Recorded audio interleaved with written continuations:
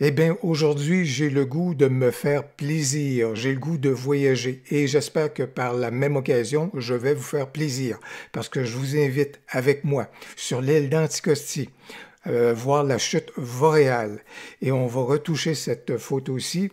Vous allez être en mesure également de faire les mêmes retouches parce que vous le savez, dans le contexte des exercices pratiques, vous allez pouvoir télécharger le fichier en question et on va prendre cette photo pour en faire un noir et blanc avec passablement de retouches localisées. C'est l'exercice auquel je vous invite aujourd'hui. Si c'est votre première visite sur cette chaîne, bonjour, mon nom est Louis Lavoie, je suis l'auteur du blog et de la chaîne fairedelabelephoto.com. C'est une chaîne qui s'applique à partager avec vous des trucs, des conseils, des astuces de même que des découvertes afin que vous puissiez progresser dans le domaine de la photo. Si vous aimez des vidéos comme celle-ci, n'hésitez donc pas à cliquer sur j'aime. N'hésitez surtout pas à vous abonner. Je vois que vous vous intéressez aux exercices pratiques en matière de retouche photo, ben ça tombe bien. J'ai justement plusieurs vidéos sur le sujet. Vous connaissez la formule des exercices pratiques, vous allez trouver dans le descriptif de la vidéo un lien pour vous permettre de télécharger soit un fichier TIFF ou encore un fichier JPEG de cette photo-ci, donc qui n'a pas été traité. Et vous allez être donc en mesure de suivre les étapes et de faire les retouches photos que vous voulez bien à ce moment-là dans le logiciel retouche de votre choix. Moi, je vais utiliser Lightroom, mais vous allez, dans certains autres outils, vous allez peut-être même retrouver des outils spécialisés qui vont être très pertinents à ce moment-là pour les retouches qu'on va faire. Mais moi, donc, je me tourne vers Lightroom pour pouvoir réaliser les retouches de ce matin. Je vous dirais que lorsqu'on fait des retouches d'une photo, des fois, on découvre le potentiel de la photo au fur et à mesure qu'on avance dans celle-ci. Mais moi, je vous dirais que dans ce cas ici, voici ce que je vois. Et je sais qu'éventuellement, je vais vouloir amener la photo dans un noir et blanc. Pourquoi? Parce que c'est une photo où est-ce qu'on est beaucoup ombre et lumière. On voit le potentiel là, de beaucoup de masse noire et surtout une belle lumière qui est créée donc par l'eau et puis par les reflets dans l'eau, etc. Et surtout, ce qui retient beaucoup mon attention, c'est le soleil qui perçait et que vous pouvez voir qui vient créer donc une espèce d'oblique sur la paroi et qui arrive donc du haut. Malheureusement, dans le ciel, il y a peu de présence de nuages. En fait, il n'y a pas de nuages. Si jamais vous avez le goût de changer le ciel, vous pourrez y aller si votre logiciel le permet, si vous êtes en mesure de le faire. Mais moi, je ne le ferai pas. Mais ce qui m'intéresse beaucoup, c'est cette oblique qui est créée au niveau de la lumière. Vous allez voir, je garde ça à l'esprit parce que c'est donc mes points de repère. Donc, je sais que je veux m'en aller vers un noir et blanc, ombre et lumière, et c'est pour ça que c'est dans ce sens-là que je vais travailler, mais bien entendu, puisque vous êtes tout à fait maître à bord et libre à ce moment-là de vos choix, vous allez dans la direction que vous voulez avec cette photo-ci. D'entrée de jeu, au niveau de l'exposition, je veux créer de la noirceur. Je vais donc diminuer mon exposition. Déjà là, vous voyez que je veux faire émerger la lumière. Au niveau du contraste, c'est certain qu'on a du potentiel de contraste. Ici, au niveau des hautes lumières, il ne faut pas y aller dans les automatismes. Regardez bien, quand je vais commencer à jouer au niveau des hautes lumières, si vous regardez ma chute, alors vous regardez que ça a un impact important au niveau de la densité donc, de ma chute quand je viens jouer au niveau des hautes lumières. Et en plus, déjà, j'ai un avertissement juste ici que, déjà à la prise de vue, je brûlais un tout petit peu les blancs à raison de mon exposition qui a été d'une assez bonne durée, je vous dirais. Donc, c'est pour ça qu'ici, il faut vraiment jouer de finesse. Je vous dirais qu'au niveau des hautes lumières, pour le moment, je vais laisser ça là. Au niveau des ombres, je veux pas, si vous voulez, éclairer les ombres. Au contraire, je veux créer la noirceur. Je veux créer des zones d'ombre un petit peu plus prononcées. Je ne veux pas dégager les ombres. Alors, c'est pour ça que je vais aller beaucoup plus dans ce registre-là. Je sais que je brûle des blancs, donc à ce niveau-là, je vais utiliser le raccourci Alt ou encore Option sur Mac et justement pour aller, je veux vraiment à ce moment-là ne pas avoir de points blancs, ce qui veut donc dire qu'au niveau de mes haute lumière, je vais donc aussi me servir de ce curseur-là pour venir faire disparaître complètement donc les blancs brûlés que je pouvais avoir dans ma photo. Ça, c'est tout à fait correct de ce point de vue-là, vous le voyez.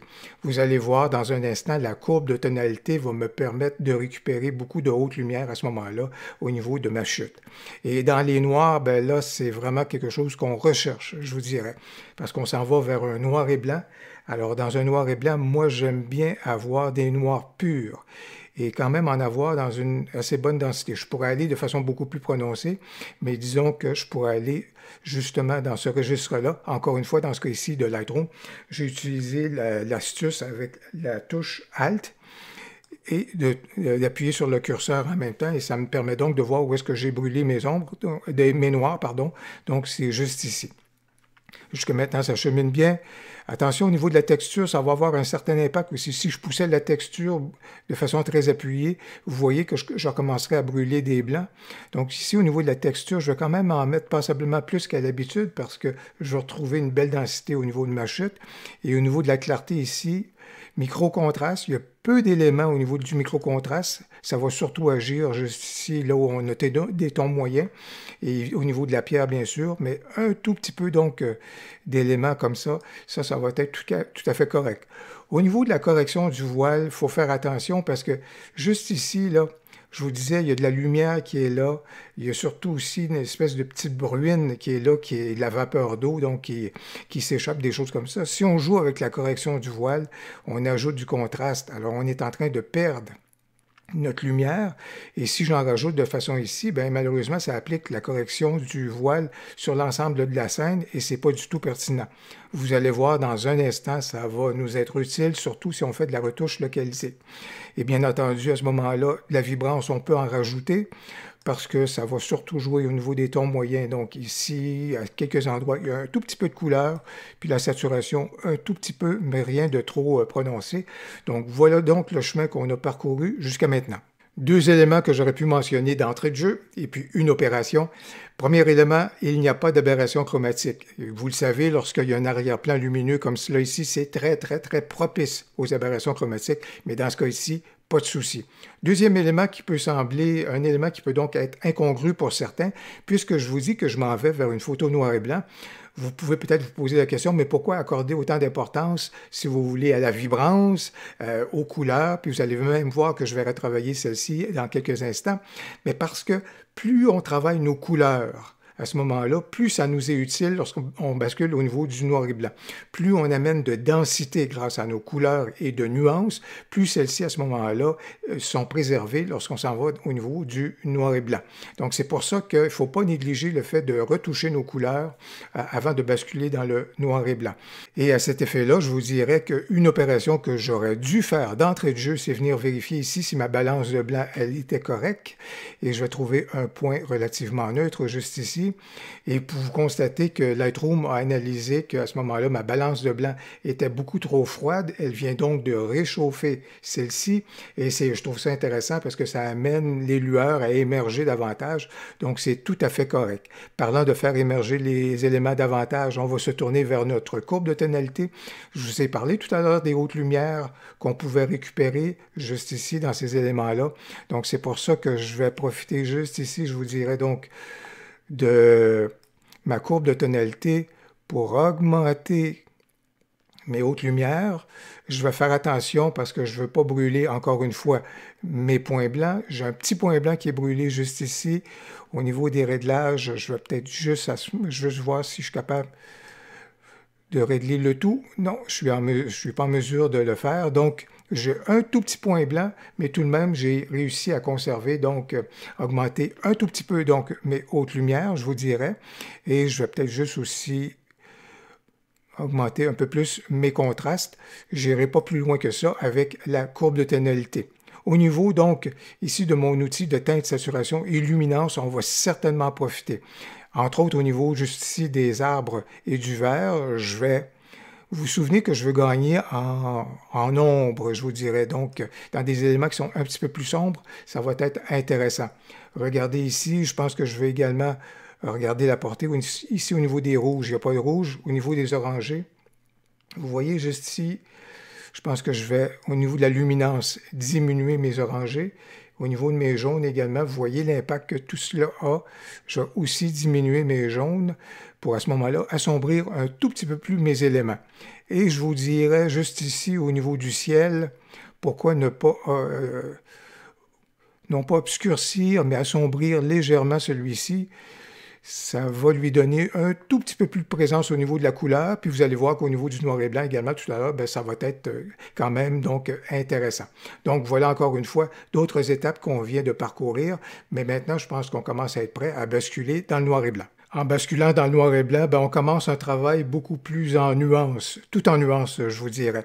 Alors, évidemment, dans Lightroom, pour basculer dans le noir et blanc, on va aller dans cette direction-ci. Et à partir de là, c'est intéressant, on va donc accéder à nos canaux. Et c'est là qu'on va être en mesure donc de faire jaillir un tout petit peu ou créer de l'ombre ou faire jaillir la lumière. C'est ce qu'on va tenter de travailler comme c'est là. Quand je regarde ici des éléments en rouge, il n'y en avait pas, donc il y a peu de portée par rapport à cela. Par contre, au niveau de l'orangé, bien sûr, vous pouvez voir que ici, ça a donc une certaine importance. Et à vous, à ce moment-là, de déterminer. Là, on est vraiment dans le registre. Là, quelles sont les zones d'ombre et de lumière à ce moment-là qu'on veut donc créer? Bien sûr, au niveau du jaune, juste ici, moi, la paroi, je vais l'assombrir un tout petit peu par rapport à cela. Au niveau du vert, ce que vous allez retrouver juste ici dans le haut, le vert, je veux davantage l'assombrir. Je ne veux pas qu'il y ait trop d'importance parce que ma vedette, c'est beaucoup plus la chute et la lumière et la bruine qui en résulte, si vous voulez. Donc, ces zones de lumière-là, notre œil va être attiré là-dessus. C'est pour ça que je veux moins que le haut ici attire la lumière. Ça, c'est dans mon cas. Vous regarderez, bien sûr, au niveau du bleu, juste ici, il y a possibilité d'aller dans quelque chose d'assez appuyé, mais je vous dirais que ce ne sera pas le cas.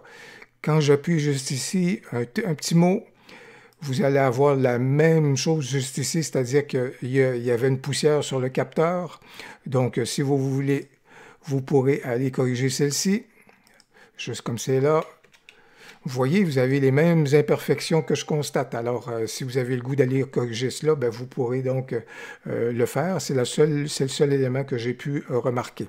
Donc, au niveau du bleu, moi, je l'ai assombri. Encore là, au niveau du violet ici, il n'y a vraiment rien. Et au niveau du magenta, il n'y a vraiment rien. Donc, les canaux juste ici de couleur dans le noir et blanc nous permettent donc de pouvoir atteindre certains résultats. Encore à vous de voir comment vous voulez travailler votre photo. Après ça, on arrive dans l'élément qui est super intéressant, la retouche localisée.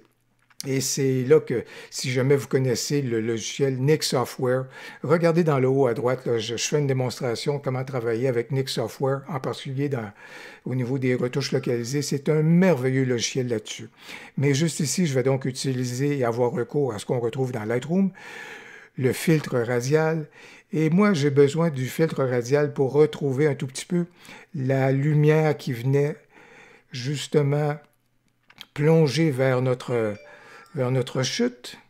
Donc, dans ce sens-là, je vais donc créer quelque chose ici. Mon filtre radial, c'est parce que si vous avez vu cet effet-là, c'est parce que l'exposition est déjà un petit peu ouverte là-dessus. C'est juste que ça me permet donc de voir un peu l'élément.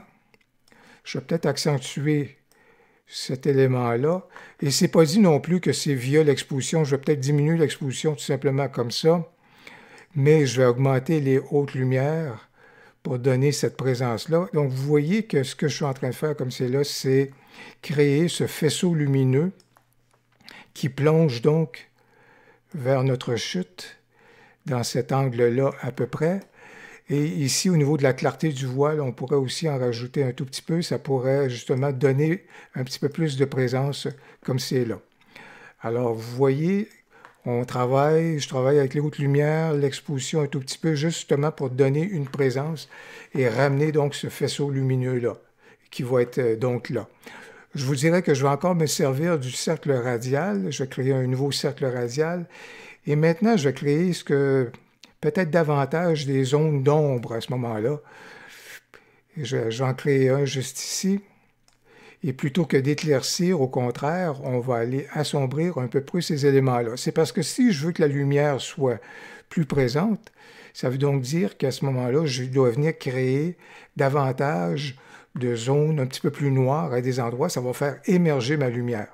Alors, dans ce cas ici, ça serait tout à fait intéressant. Je peux dupliquer ce calque-ci. Et là, maintenant, c'est vraiment comme si je travaillais là, vraiment comme en faisant du dessin. Alors ici, j'ai cet élément-là. Au niveau des ombres, je pourrais justement apporter un peu plus d'éléments comme c'est là, augmenter mon contraste. sur cette zone-ci. Je vais dupliquer mon calque. Et vous voyez, je me crée des zones juste ici que je transporte à certains endroits. Je vais peut-être dupliquer mon calque jusqu'ici. Je suis donc en train de me créer là, carrément des retouches très localisées, si vous voulez. Je pourrais utiliser le pinceau également. Je pourrais utiliser le pinceau également pour arriver au même résultat. Je vais dupliquer toujours mon cercle et je vais venir assombrir juste ici dans le haut. Un petit peu plus d'avantage, comme ça mon faisceau lumineux va être encore plus évident. Je pourrais peut-être justement apporter cela ici puis l'éclaircir. Donc vous voyez, c'est vraiment un exercice tout en nuances à certains endroits. Pas toujours avec la même intensité. Ici, c'est un petit peu trop prononcé, mais je peux augmenter le contraste, je peux baisser les ombres, et ainsi de suite. Puis peut-être pour compléter le tout juste ici dans le haut, comme ça va mettre encore plus d'éléments au niveau de ma chute. À chaque fois, j'utilise le bouton droit sur le petit bouton juste ici, et ça m'amène donc à dupliquer le cercle radial que j'ai créé. Donc, vous voyez que j'ai donc apporté des éléments qui sont là. Et une chose que je ferai encore, dans ce cas ici, c'est au niveau même de l'eau. Si je veux que la lumière qui est ici présente dans l'eau ressorte davantage, je vais donc effectivement profiter encore là du cercle radial juste ici pour effectivement apporter davantage des zones d'ombre au niveau de mon eau. Comme ça, ma zone lumineuse ici va ressortir davantage. Je vous dirais que je terminerai cela ici, mais si vous regardez un tout petit peu tout ce que j'ai apporté grâce au cercle radial, si j'enlève tous les cercles que j'ai créés, bien, vous voyez ici qu'il y a une espèce de mise en scène qui s'est faite au niveau du traitement. Je fais juste encore une fois enlever ceux-ci. Et comme vous voyez, bien, vous pourrez à ce moment-là créer la mise en scène que vous voulez bien avec le cercle radial. Peut-être un dernier élément, 2 derniers éléments que j'ajouterai.